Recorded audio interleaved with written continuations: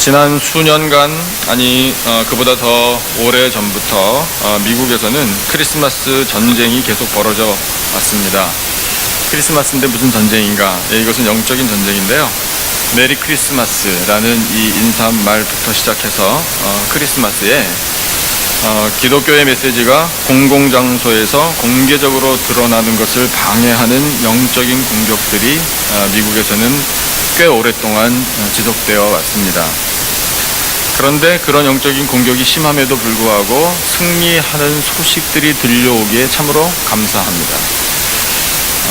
반가운 소식 한 두 가지 정도 여러분과 나누고 싶은데, 그 중에 하나는 여러분도 뭐 저보다 더 잘 아시겠지만 이 트럼프가 대통령으로 당선된 후부터 메리 크리스마스라는 이 인사를 거리낌 없이 나눌 수 있게 된 점이 참 감사한 일이라 생각이 됩니다.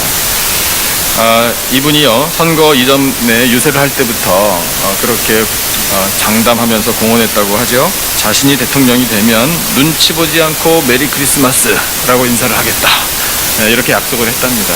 그 약속이 지금 이루어지고 있습니다. 한 번은 이런 일이 있었다고 합니다. 그가 이렇게 말을 했대요. 나는 크리스마스라는 말을 사랑합니다.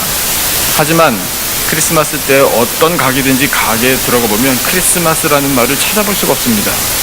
온통 해피 할러데이 뿐입니다. 그래서 내가 아내한테 이렇게 얘기했습니다. 여보, 해피 할러데이라고 써붙인 가게에는 절대로 들어가지 말자 라고 이야기했다 라는 기사도 있더라고요.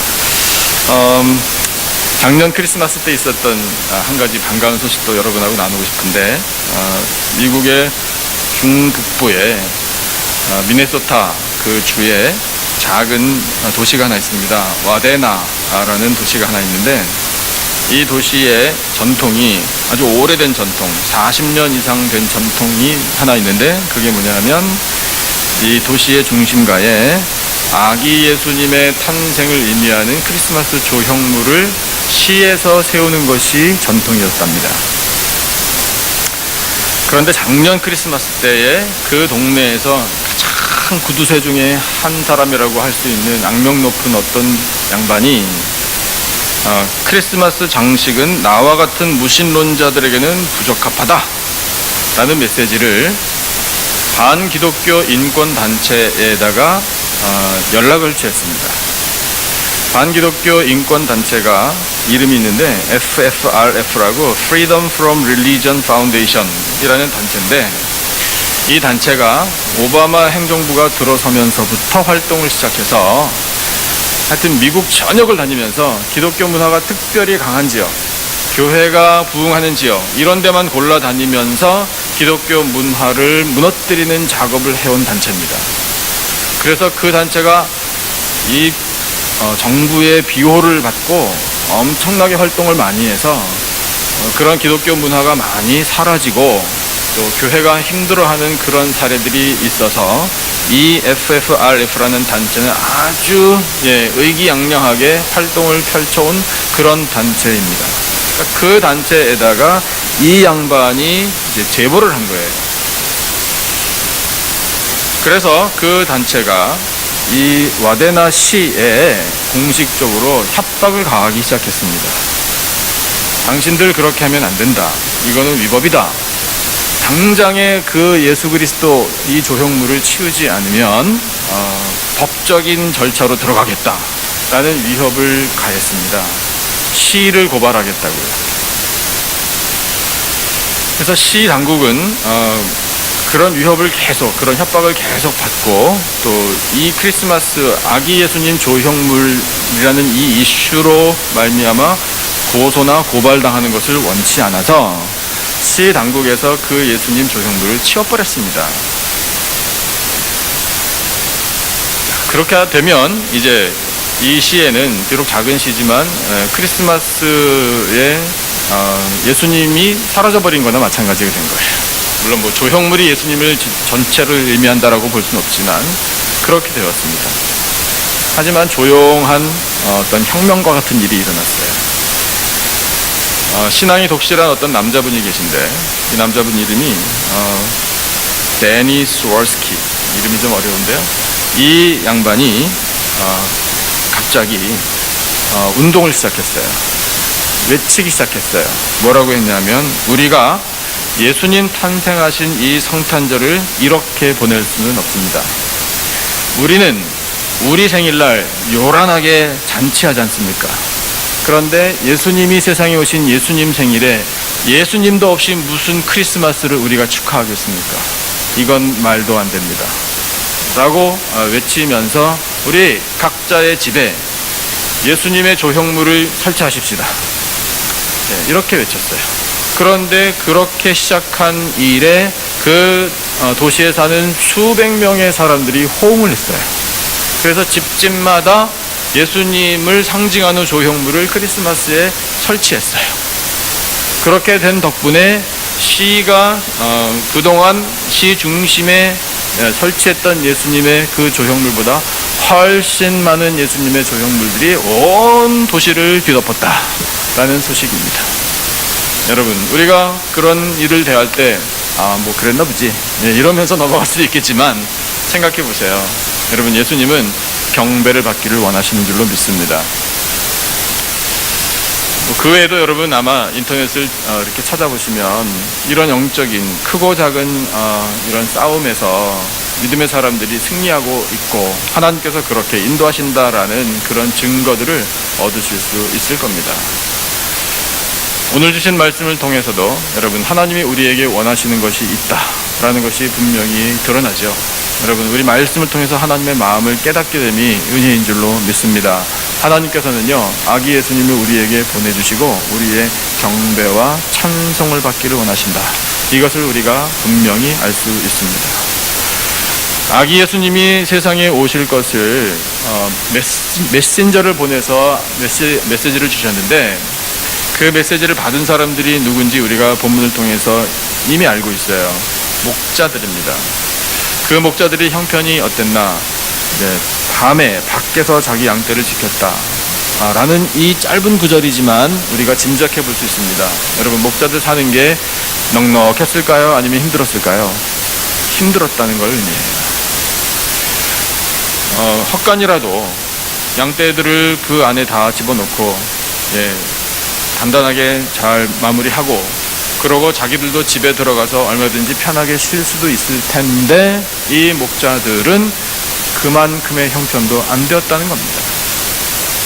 얼마나 힘들고 얼마나 가난하면 양떼들을 지키느라고 밤에 밖에서 잠을 자겠습니까? 지키면서 뜬 눈으로 거의 밤을 새우다시피 하는 거죠. 그런 형편에 있는 사람들, 소외된 사람들, 가난한 사람들, 누구 하나 수고에 대해서 인정해주지 않는 그런 불쌍한 사람들이지만 하나님의 관심은 그들에게 있었다. 이것이 여러분 말씀을 통해 우리에게 주시는 하나님의 마음이에요. 여러분, 하나님은 그렇게 소외된 사람을 결코 외면하지 않으십니다. 외면하지 않으시는 정도가 아니라 온 세상의 구세주 탄생을 그들에게 알려주실 만큼 그들을 존중하게 여겨주십니다. 여러분, 그 마음으로 하나님이 오늘 우리를 이 예배의 자리에 불러주신 줄로 믿습니다. 그래서 우리를 알아주시고요, 우리를 존귀히 여겨주시고 우리에게도 구세주 탄생의 소식을 알려주시는 거예요. 그래서 그 목자들이 소식을 들었는데 말씀을 보니까요, 참 놀라운 광경이 일어나죠. 9절 말씀 한번 같이 읽어볼까요? 9절 우리 다 같이 한 목소리로 읽어보겠습니다. 시작. 주의 사자가 곁에 서고 주의 영광이 그들을 두루 비춤에 크게 무서워하는지라. 아멘. 주의 사자라 그러면 간단하게 천사임을 우리가 알 수 있습니다. 천사를 보내실 만큼 목자들을 존중해 주셨어요. 그래서 천사를 통해서 하나님이 먼저 하신 일은 얘들아 라고 부른 게 아니라 무엇을 하셨나요? 주의 영광의 빛을 그들에게 비춰주셨습니다. 비록 목자들은 무서워했지만 얼마나 당황스럽겠어요. 무서워한 것이 당연하겠지만, 그러나 여러분, 이 한 구절에도 정말 영적인 깊은 은혜 또한 뜻이 있습니다. 생각해 보세요. 왜 목자들에게 주의 영광의 빛을 비춰주셨나? 여러분, 목자들에게는 그림자가 드리워 있었던 겁니다. 그 그림자가 무엇인지 우리가 알아요. 아무리 열심히 일해도 벗어나기 힘든 이 가난의 그림자, 누구 하나 알아주지 않는 그 서러움의 그림자, 그 고단함, 그 외로움, 그 추위, 그 배고픔의 그림자, 이 절망에서부터 어떻게 벗어날 수 있을까라고 생각하는 그런 절망의 그림자, 이 모든 그림자를 한 번에 다 물러가게 해주시는 주님의 영광의 빛을 그들에게 비춰주신 것입니다. 여러분, 우리의 마음에도 없기를 바라지만 혹시나 어떤 것 때문에라도 그림자가 드리워져 있다면 아기 예수님께서 우리에게 빛을 비추어 주심으로 그 모든 그림자가 다 물러가기를 주님의 이름으로 축원합니다. 그리고 이 주님의 영광의 빛이, 이 예수 그리스도의 생명의 빛이, 이 소망의 빛이 우리의 심령 가운데 충만해진다면 여러분, 다 된 겁니다. 그 영광의 빛을 비춰주셔서 이제 놀라운 일을, 큰 일을 행하실 것을 예고하셨는데 메시지가 주어지네요. 10절 말씀 같이 한번 읽어보죠. 10절 다 같이 한 목소리로 시작. 천사가 이르되 무서워하지 말라. 보라, 내가 온 백성에게 미칠 큰 기쁨의 좋은 소식을 너희에게 전하노라. 아멘. 큰 기쁨의 좋은 소식이라. 이것이야말로 복음인 거죠. 영광의 빛이 비춰지죠. 천사를 통해 하나님의 말씀이 들려집니다. 그러면 그 큰 기쁨의 좋은 소식이 무엇인가 하면 바로 11절입니다. 11절 다 같이 한 목소리로 11절 읽겠습니다. 시작. 오늘 다윗의 동네에 너희를 위하여 구주가 나셨으니 곧 그리스도 주시니라. 아멘. 그리스도 주시니라. 메시아가 너희들에게 오시니라. 이것을 목자들에게 선포해 주신 거예요. 여러분, 메시아가 세상에 오시면 목자들의 형편이 아무리 어려워도요, 사는 것이 아무리 피곤하고 힘들어도요, 여기서 어떻게 벗어날 수 있을까라는 의문이 있더라도요, 그리스도 예수께서 세상에 오시면 그 모든 문제들로부터 자유함을 누리게 되어 있습니다. 이것이 바로 예수님을 통한 은혜입니다. 우리에게도 똑같은 은혜를 주고 계십니다. 여러분, 우리가 원하는 만큼 이루어지지 않았고 채워지지 않았고 여전히 불편하기도 하고 감정의 앙금도 남아있을 수 있고 걱정되는 일들이 있을 수도 있어요. 그러나 여러분, 우리의 구주 예수 그리스도께서 오셨습니다. 그리스도 예수께서 내 삶을 지배해 주시고 내 삶을 이끌어 주시고 은혜를 주시면 여러분, 우리들도 그 모든 문제들로부터 자유함을 누리게 될 줄로 믿습니다. 예수 그리스도, 그분의 은혜로 말미암아 평강의 삶을 이어가는 우리들의 삶이 되기를 주님의 이름으로 축원합니다. 그래서 그 그리스도를 찾아가 그를 바라보고 그를 찾아보고 경배하라, 이렇게 이야기하는데, 천사가 목자들에게 빨리 가서 아기 예수님을 찾아뵙고 찬송하라, 이렇게 직접 명령을 내린 게 아니라 보여줬어요. 이 하나님의 영광의 빛이 비춰진 사람들아, 예수 그리스도, 그분을 만나게 될 너희 사람들아, 그분으로 인하여 기쁨을 누리게 될 사람들아, 너희들이 앞으로 해야 할 일이 있느니라. 이것을 간접적으로 보게 하고 듣게 함으로 가르쳐 준 거예요. 여러분, 이것이 하나님께서 우리를 교육시켜 주시는 시청각 교육 방법입니다. 그 시청각 교육을 어떻게 했나 말씀을 한번 다시 보시죠. 우리가 잘 아는 내용이지만 13절과 14절이에요. 두 절 말씀 같이 읽어보겠습니다. 13절, 14절 다 같이 시작. 호련히 수많은 천군이 그 천사와 함께 하나님을 찬송하여 이르되, 지극히 높은 곳에서는 하나님께 영광이요 땅에서는 하나님이 기뻐하신 사람들 중에 평화로다 하니라. 아멘. 갑자기 수많은 천군이 나타났다, 이렇게 기록되어 있어요. 목자들에게 메시지를 전해준 이 메신저는 한 천사입니다. 그 천사나 아니면 갑자기 나타난 천군이나 그 천사가 그 천사 다 하나님께서 부리시는 심부름꾼들이에요. 메신저는 메시지를 전하기 위하여 하나님께서 보내신 천사이고, 천군은 문자 그대로 하늘 군대입니다. 전쟁을 위하여 하나님께서 사용하시는 하나님의 군사들이에요. 그런데 수많은 천군이 그 천사와 함께 등장해서 한 일이 뭐냐면 찬송이라. 그래서 그들이 함께 찬송하는 것을 목자들이 보고 들은 거예요. 여러분, 수많은 천군입니다. 천사는 한 명이지만 수많은 천군이 함께 와서 온 하늘을 뒤덮고 그 광대한 광경으로 이 예수 그리스도 탄생을 축하하고 경배하고 찬송하는 광경을 우리가 본다고 한번 상상해 보세요. 여러분, 목자들의 느낌이 어땠을까요? 그 스펙타클한 광경을 바라보면 목자들의 마음이 뭐 할 말이 있겠습니까? 입이 떡 벌어져가지고 어니 벙벙했겠죠. 이게 지금 웬일인가 이랬겠죠. 처음에 영광의 빛이 쫙 비쳤을 때도 무서워가지고 이것이 무슨 일인가, 예, 그렇게 벌벌 떨었을 텐데, 예, 갈수록 지금 그 규모가 더해집니다. 감당 못할 은혜입니다. 여러분, 하나님은 화끈하셔요. 하나님은요, 독생자 그리스도 예수 그리스도의 탄생을 이 소외된 목자들에게 알려주실 때요, 아주 정말 화끈해요. 네. 시시하지 않아요. 우리 하나님은 은혜를 우리에게 부어주실 때 넘치도록 부어주시는 줄로 믿습니다. 상상해 보시라고요. 그런 광경을 대하며 목자들이 아무 생각이 나지 않고 그거를 보고 듣느라고, 예, 그렇게 정신이 나간 상태로 있었겠지요. 이것이 하나님께서 원하시는 거예요. 잘 봤지? 잘 들었지? 이거라고요. 그래서 그 천사들이 이제 하늘로 다 올라갔어요. 다 올라가니 갑자기 조용해졌겠죠.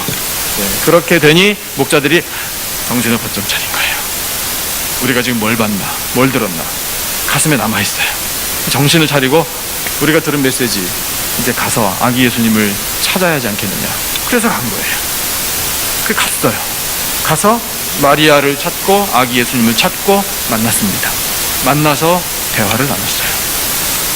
대화를 나누고 그 다음에 목자들이 뭘 했나? 말씀을 한번 보시죠. 20절 말씀 같이 한번 읽어보겠습니다. 20절 한 목소리로 시작. 목자들은 자기들에게 이르던 바와 같이 듣고 본 그 모든 것으로 인하여 하나님께 영광을 돌리고 찬송하며 돌아가니라. 아멘. 뭘 했다고요? 찬송하며 돌아가니라. 목자들이 본 그대로, 들은 그대로 그들도 찬송했습니다. 여러분, 하나님이 왜 이 메신저 천사와 천군을 보내주셨을까요? 목적은 하나, 찬송하게 하기 위함입니다. 천사들을, 천군을 다 동원하셔서 하나님은 아기 예수님, 이 땅에 오신 구세주 예수 그리스도 그분을 찬송하게 하신 거예요. 그리고 목자들에게 그 찬송하는 법을 가르쳐 주신 겁니다. 여러분, 오늘 우리도 배웁니다. 그리고 느낍니다. 가슴에 새깁니다. 아, 독생자 예수 그리스도, 우리의 영원한 구세주가 세상에 오셨음을 인하여 우리가 해야 할 일은 바로 찬송하는 일임을 깨닫게 되는 것입니다. 이 찬송이, 사랑하는 성도 여러분, 심령 가운데, 삶 가운데 풍성하게 넘치기를 주님의 이름으로 축원합니다. 찬송은 왜 중요하냐면 하나님의 창조의 목적을 성취해 드리는 것이기 때문에 중요해요. 이 백성은 내가 나를 위하여 지었나니 나를 찬송하게 하려 함이니라 라고 말씀하고 계셔요. 여러분, 이 이사야 43장 21절인데요 암송하기 좋잖아요. 숫자가 이사야 4321이에요 저를 따라 한번 말씀해 보세요. 이사야 4321. 예, 그리고 암송하셔야 되는 거예요. 암송하시죠. 지금 10초밖에 안 걸려요. 저를 따라 하세요. 이 백성은 내가 나를 위하여 지었나니 나를 찬송하게 하려 함이니라. 아멘. 안 어려우시죠? 예, 저 안 할게요. 여러분만 한번 해보세요. 자, 이사야 4321 다 같이, 이 백성은입니다. 다 같이 시작.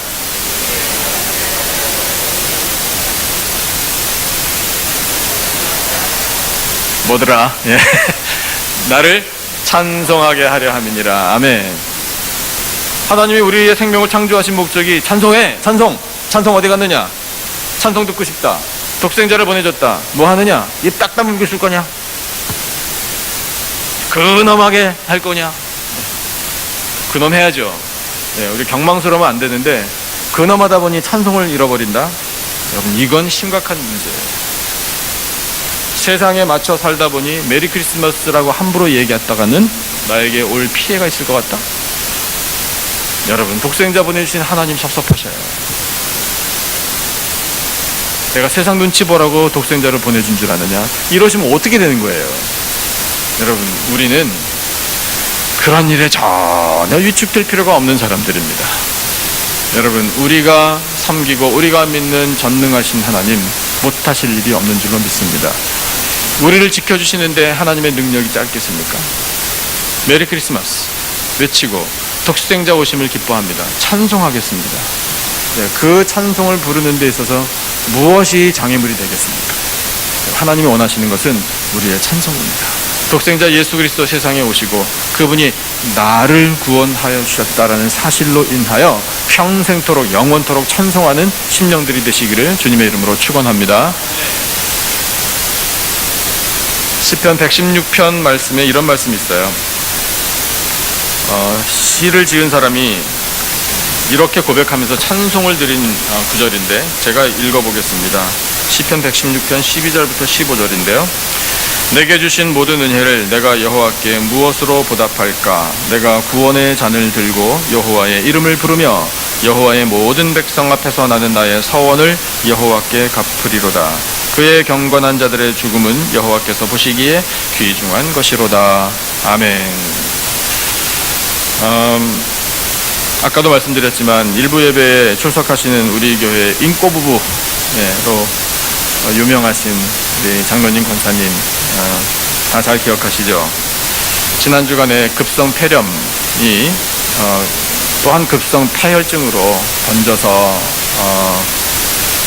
병원에 급히 입원하셔서 치료를 받았지만 깨어나지 못하시고 하나님의 부르심을 받았습니다. 임종을 지킨 가족들의 말씀을 들었는데요. 온몸의 기관들이 제대로 기능을 한 것이 전혀 없었대요. 병원에 찾아가 뵀더니 숨만 쉬고 계시지 사실은 어떤 것도 본인의 힘으로 움직이지 못하는 그런 상황이었습니다. 의식도 없으셨어요. 하지만 이 임종을 지킨 가족들의 말씀이 하나님 부르심을 받은 그 권사님의 얼굴이 너무나 평안해서 도리어 하나님의 은혜를 거기서 발견했다, 이렇게 고백을 하시더라고요. 말씀 그대로예요. 그의 경건한 자들의 죽음까지도 하나님께서는 귀중하게 보시는 줄로 믿습니다. 내게 주신 이 은혜를 우리 여호와 하나님께 어떻게 보답할까? 여러분, 이것이 우리의 하나님 앞에 드리는 고백이 되기를 바랍니다. 부르심을 받은 권사님도 그런 말씀을 생전에 하셨어요. 받은 은혜가 너무 커서 어떻게 보답해야 될지 모르겠다, 이런 말씀을 자주 하시더라고요. 장로님도 마찬가지, 자녀들도 마찬가지. 여러분, 사랑하는 성도 여러분, 우리도 그 마음으로 내게 주신 이 은혜를 어떻게 보답할까, 이런 마음으로 하나님 앞에 고백하기를 원합니다. 내게 주신 은혜가 뭡니까? 독생자까지 보내주셔서 하나밖에 없는 외아들, 하나님의 아들을 내게 보내주셔서 나를 구원하시고 나를 하나님 나라의 백성이 되게 하시고 이 땅에서 은혜를 누리게 하시고 나로 하여금 찬송하게 하신 이 은혜를 어떻게 보답할까? 하나님께서 그런데 가르쳐 주시네요. 천군과 천사를 보내주셔서 가르쳐 주십니다. 찬송하라. 여러분, 우리가 받은 은혜를 보답하는 길은 찬송하는 길인 줄로 믿습니다. 찬송하면 하나님께서 기뻐하시는 거거든요. 여러분, 찬송은요, 전쟁에서도 승리하는 비결인 것을 우리에게 역사적으로 가르쳐주고 계시잖아요. 찬송이 그치면 우리는 영적으로 가라앉아요. 하지만 우리의 삶 가운데 우리 영혼 깊은 곳에서부터 찬송이 터져나오면 우리의 심령은 부흥할 줄로 믿습니다. 하나님께서 듣기를 원하시는 찬송, 새 노래로 드리는 찬송, 독생자 예수 그리스도를 아낌없이 보내주시는 그 하나님의 은혜 앞에 우리가 찬송합니다.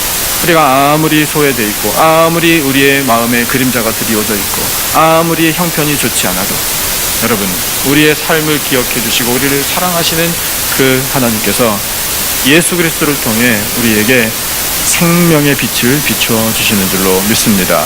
그 빛을 받아 우리의 심령 가운데 이 생명의 기쁨이 충만하고 또한 찬송이 충만해서 우리의 삶과 죽음 전적으로 하나님 앞에 맡겨드리고 우리는 그 죽음이라는 관문을 넘어 영원으로 들어가는 사람들 아닙니까? 그래서 그 영원한 하나님 나라로 권사님도 인도하시고 우리 모든 가족들도 인도하시고 모든 성도들도 인도하실 그 하나님의 은혜, 예수 그리스도께서 우리를 인도하셔서 영원한 하나님 나라로 들어가실 것을 우리가 확신하며 평생토록 영원토록 찬송하며 영광 가운데 사는 우리 모두가 되기를 주님의 이름으로 축원합니다. 기도하겠습니다. 하나님 아버지, 감사합니다. 예수님의 탄생이 저희들에게 큰 기쁨이요 또한 감사 찬송할 제목입니다.